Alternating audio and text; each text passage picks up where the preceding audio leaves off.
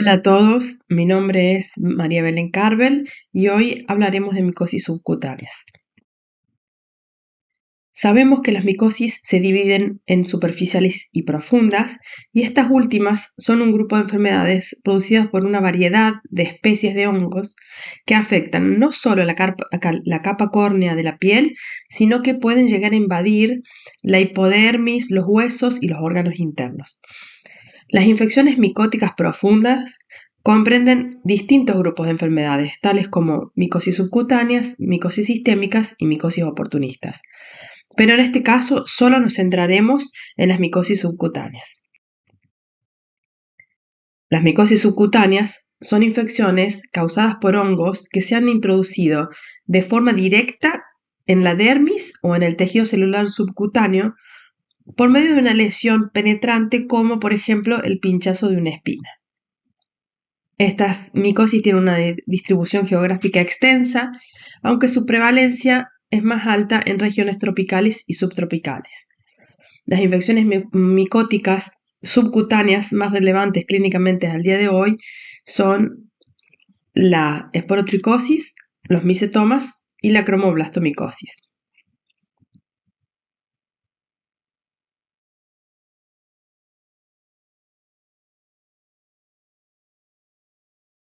En cuanto a micetoma, podemos decir que algunos de los sinónimos de esta enfermedad son pie de madura o maduromicosis. Se define como una enfermedad infecciosa crónica, subcutánea y granulomatosa, causada por distintas especies de hongos verdaderos, y es lo que se llama eumicetoma, o por un grupo de bacterias filamentosas, que es lo que se conoce como actinomicetoma, y que clínicamente están caracterizadas por un aumento de volumen de los tejidos afectados, tiende a afectar a músculo y tejido óseo, se produce una gran deformación de la región afectada, hay inflamación, nódulos, abscesos, fístulas, y todo esto contribuye a darle una consistencia firme a la lesión. Principalmente afecta a las extremidades inferiores, particularmente el pie. Suele tener pocos síntomas y cuando hay puede haber un poco de dolor y un poco de prurito, y se caracteriza por tener un desarrollo muy lento. El micetoma se divide en dos clases y es producido por dos tipos de microorganismos distintos. Por un lado tenemos el eumicetoma, causado por hongos verdaderos, son hongos filamentosos, y el actinomicetoma, que es causado por bacterias del orden de los actinomicetales. Son bacterias actinomicetales filamentosas. Son más frecuentes los actinomicetomas, y los agentes etiológicos en este grupo suelen ser nocardias, actinomadura o streptomyces. Y dentro de los eumicetomas, los agentes etiológicos más frecuentes que solemos encontrar son Madurella, Exofiala y Fusarium, por ejemplo.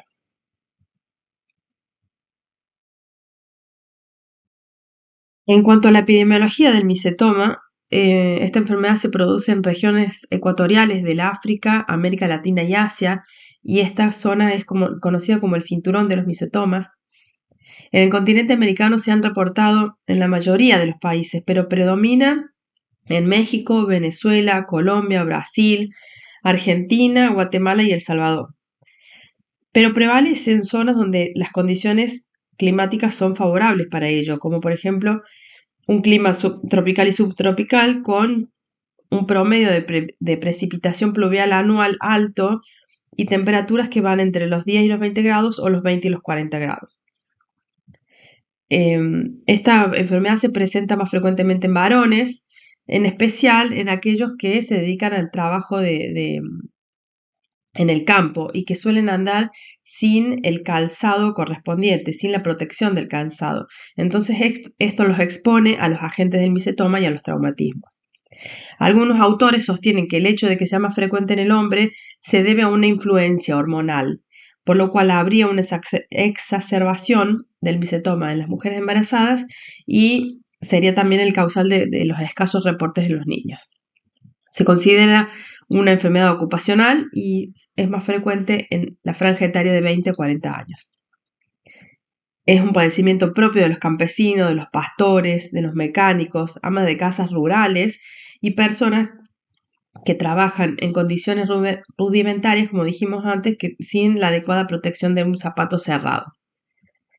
La ocupación también influye en la topografía clínica de la lesión. Por ejemplo, los leñadores, los cargadores de caña adquieren la lesión más fácilmente en la espalda por la costumbre de cargar su material de trabajo sin protección.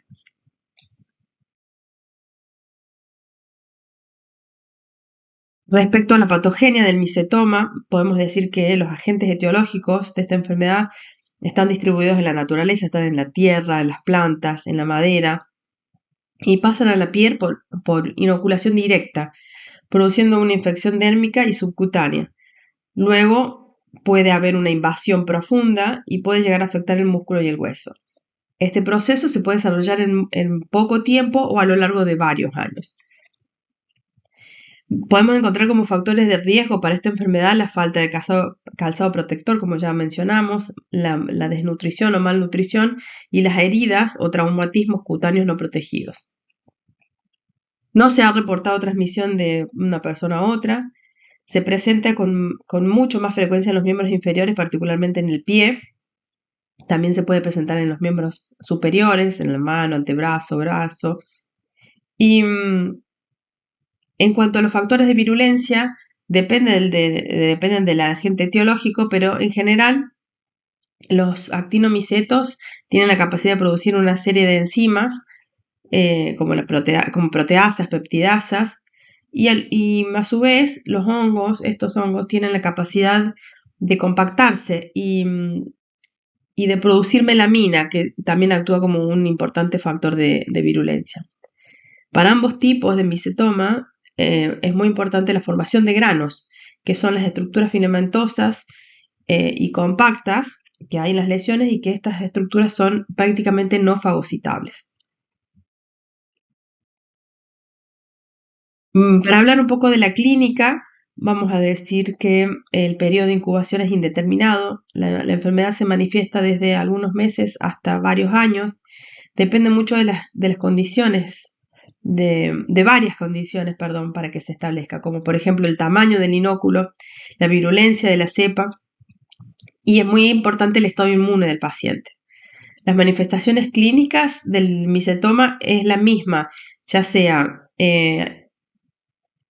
un agente etiológico o el otro, o sea, eumicetoma o actinomicetoma. Sin embargo, el actinomicetoma tiene una evolución clínica más rápida que el eumicetoma. Y el actinomicetoma tiene una lesión de tipo más inflamatoria, generalmente acompañada de infecciones secundarias, y es más destructiva e invade hueso desde etapas más tempranas de la infección. En cambio, el eumicetoma es de progresión más lenta y progresiva, poco inflamatoria. La afectación del hueso puede ser más tardía y producen una menor deformidad o discapacidad funcional. La lesión inicial siempre es una pequeña pápula eritematosa en el lugar de la inoculación y con el tiempo se va transformando en un nódulo que puede ulcerarse y fistulizar y del cual drena un material seropurulento en el que es posible observar los granos, estos granos tan característicos de estas lesiones. Y luego pueden aparecer otras lesiones papulosas satélites, por ejemplo. En los primeros meses de la enfermedad el paciente no presenta dolor y eso es lo que lo lleva a esta evolución tan crónica, a no consultar. Y después, con el tiempo, se van invadiendo los tejidos más profundos y, como dijimos antes, puede tener afectación ósea. Los misotomas más avanzados pueden ser incapacitantes e invalidantes porque es muy importante la deformación de la región afectada. Como dijimos ya antes, la topografía habitual es con mayor frecuencia el pie, fundamentalmente a nivel de la articulación tibio-tarsiana, pero se puede observar en cualquier sitio a lo largo de la extremidad inferior y también en las extremidades superiores.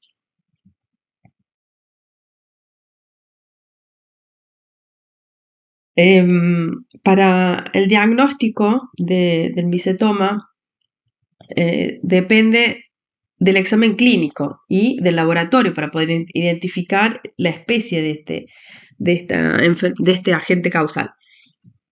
Y también podemos contar con un estudio radiológico de la zona afectada. En cuanto a la clínica, el micetoma se diagnostica teniendo en cuenta una triada diagnóstica, una triada que es patognomónica y que consta de tumefacción, que haya fístula y que presente granos. Esa sería la triada diagnóstica. Y en cuanto a los estudios de laboratorio, se incluyen un examen directo, se toma una muestra de ese exudado cero purulento, de esos granos que drenan a través de esas fístulas, y se observan en el microscopio con hidróxido de potasio, buscando justamente la presencia de estos granos que van a tener una forma, un tamaño, un color y una afinidad tintorial característica, que nos va a ayudar a diferenciar las especies unas de otras. Y esos granos son la fuente fundamental para el cultivo. Vamos a sembrar estos granos en los medios especiales para hongos, y después vamos a analizar las características distintivas de las colonias. Como dijimos, también podemos podemos hacer una biopsia, podemos hacer rayos X de la zona afectada y ultrasonido. Pero bueno, lo más importante que tenemos que tener en cuenta es que, como dice el autor Alejandro Bonifaz, si no hay grano, no hay micetoma. En cuanto al diagnóstico diferencial, para el diagnóstico de micetoma son importantes la historia y el aspecto clínico, pero sin embargo, para distinguir el micetoma de otros procesos es necesario un diagnóstico de laboratorio.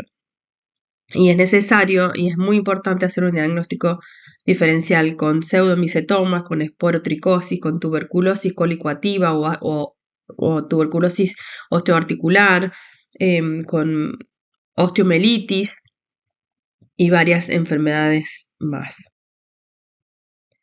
Pasando a otra entidad de las micosis subcutáneas, la esporotricosis, vamos a comenzar hablando de las generalidades de esta enfermedad. Es una infección granulomatosa subcutánea, menos frecuentemente sistémica, puede tener un curso subagudo crónico. Está causado por un hongo que se llama Sporotrich schenki, que es un hongo dimórfico, y que se produce tras la inoculación accidental en la piel por material contaminado con las esporas de este hongo o por inhalación. Hay una gran variabilidad clínica, pero la forma de presentación más frecuente son las lesiones nodulares, que pueden ser gomosas, verrucosas u ulceradas, a nivel cutáneo o subcutáneo, y que por lo general van siempre acompañadas de una linfangitis del área afectada. Las localizaciones más frecuentes pueden ser la cara y las extremidades. En cuanto a la epidemiología, la esporotricosis es una enfermedad cosmopolita, se observa tanto en los países templados como tropicales, se ha observado en Norteamérica, Sudamérica, América Central, Egipto, Japón, pero los países con las tasas de infecciones más altas de esporotricosis son México, Brasil y Sudáfrica. Es considerada una enfermedad ocupacional, se presenta con más frecuencia en jardineros, carpinteros, agricultores.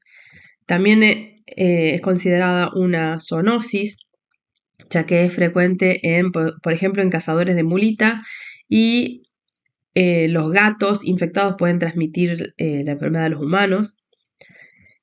El hongo se encuentra en la tierra y en el material vegetal, en las astillas, por ejemplo, en el musgo, en las flores, y como dijimos, se puede adquirir a partir de animales que pueden ser vectores indirectos o pasivos, y en algunas ocasiones en estos animales se ha aislado de las pezuñas o los dientes.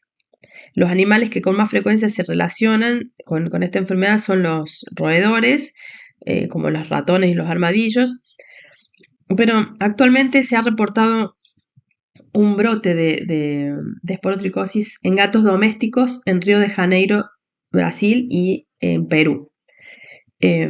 y esto lleva a que el gato pueda transmitir la enfermedad al hombre. La edad de presentación de la esporotricosis es variable, puede ocurrir a cualquier edad,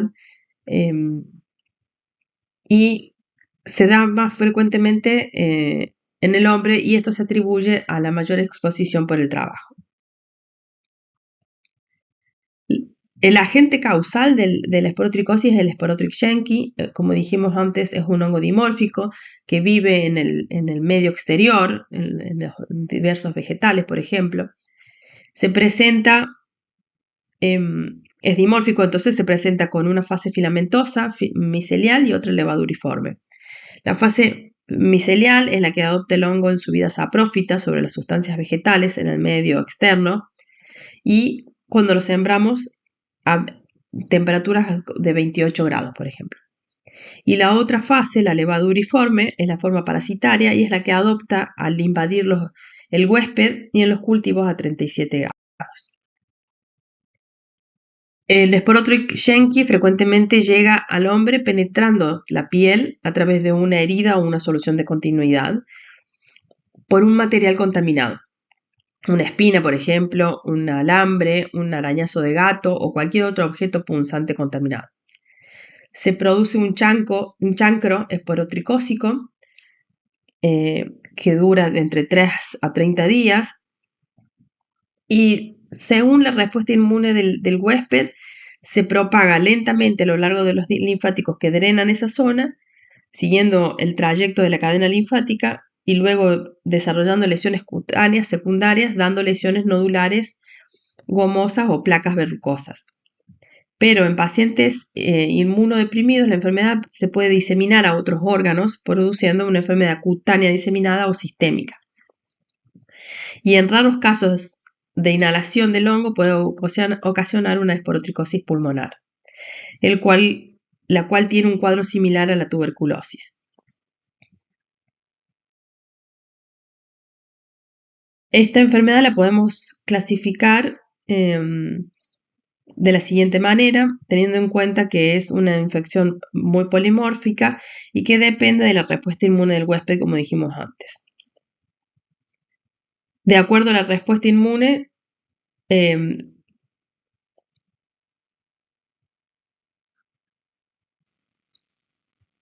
entonces vamos a decir que la esporotricosis se puede clasificar en una forma cutánea, que puede ser linfática o fija, y en una esporotricosis diseminada, cutánea diseminada o sistémica, y una extracutánea que puede ser articular, ósea o afectando otros órganos.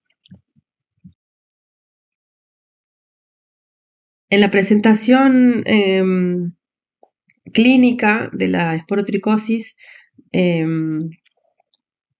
vamos a encontrar que la esporotricosis cutánea linfática es la más común, es la más frecuente y se caracteriza por lesiones nodulares que siguen el trayecto linfático de donde se inició la lesión, de la región afectada, que pueden ulcerarse y que con el tiempo las lesiones pueden drenar y formar placas verrucosas.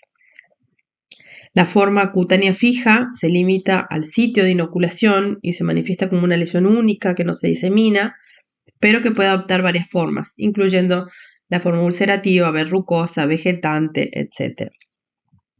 La esporotricosis mucocutánea afecta las mucosas orofaringea y nasal con lesiones ulcerativas y estas pueden progresar a formas granulomatosas. La forma de esporotricosis cutánea superficial se manifiesta con placas eritemato-escamosas, generalmente en la cara, y avanza lentamente. Y la cutánea diseminada es una forma más rara, asociada a estados inmunosupresores, y puede afectar tanto a la piel como a las mucosas, pero sin comprometer los órganos extracutáneos.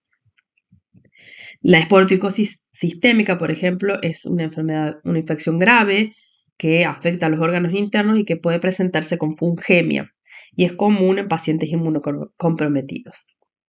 La esporotricosis pulmonar es una forma rara que puede ser crónica y asintomática o aguda y progresiva, y que afecta a los ganglios linfáticos y que potencialmente puede cursar con una obstrucción bronquial.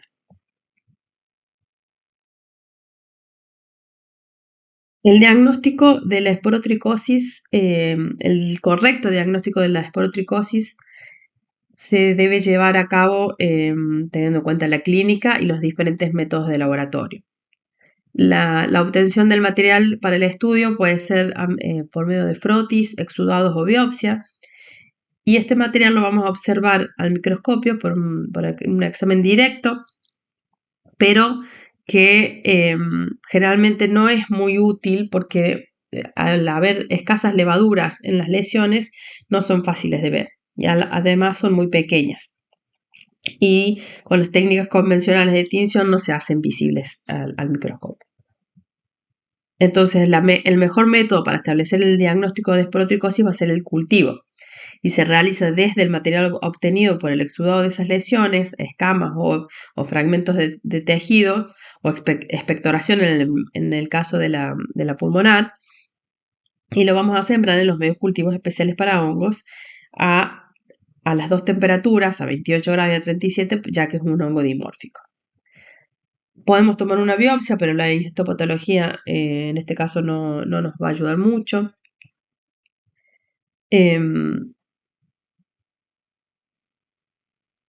Podemos hacer pruebas serológicas y podemos hacer biología molecular también. El diagnóstico diferencial depende de las formas clínicas de presentación.